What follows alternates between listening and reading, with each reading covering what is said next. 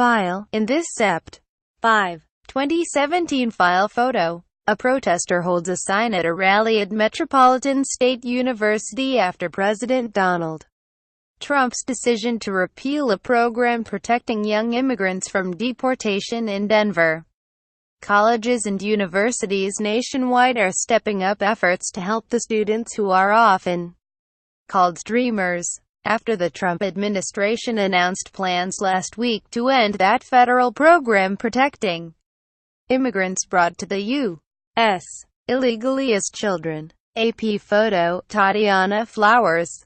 File. Berkeley. Calif. Mixed signals from Washington over a possible agreement to preserve protections for young immigrants are increasing anxiety and confusion on college campuses, where the stakes are high. Amid the uncertainty, colleges and universities are stepping up efforts to protect students enrolled in the Deferred Action for Childhood Arrivals program, telling them to be hopeful but plan for the worst. Harvard University has opened a round-the-clock emergency hotline for immigrants in the program. The University of Illinois at Chicago has posted advice on what to do if federal agents show up on campus. UC Berkeley, the University of San Francisco and many other campuses are offering free legal advice to immigrant students now facing fears of deportation. Nearly 60 college and university presidents sent a letter urging congressional leaders to make the program permanent out of moral imperative and a national necessity.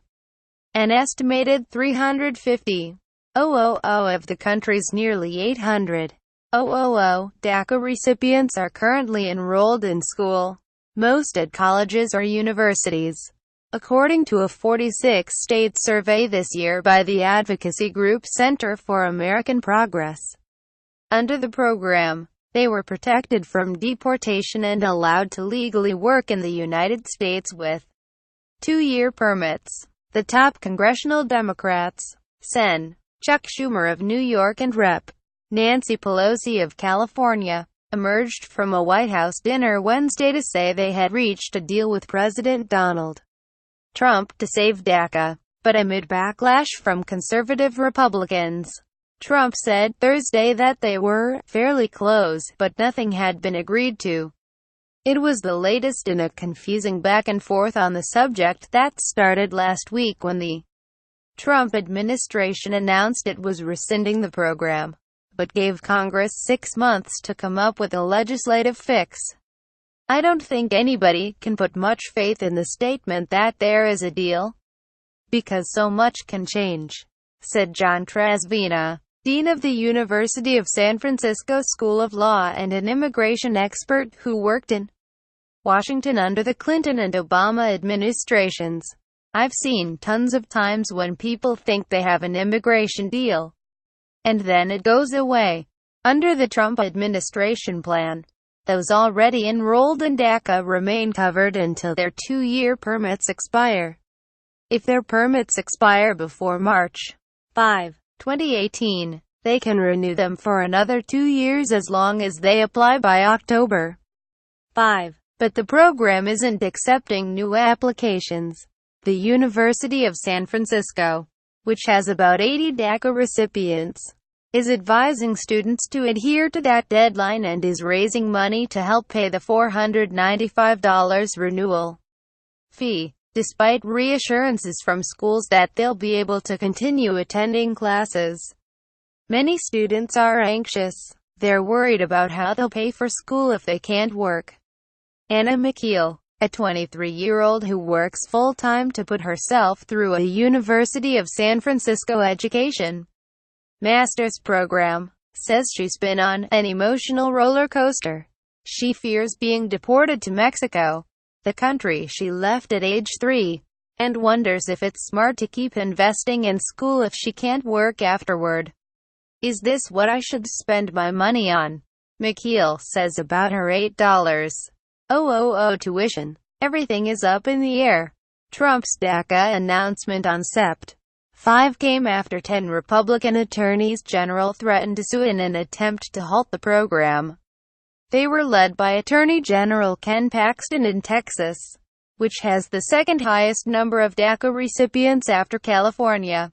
3 days after Trump announced the administration was phasing out the program, the Arizona Attorney General brought a separate lawsuit that claims the state's universities cannot provide in-state tuition rates for DACA recipients.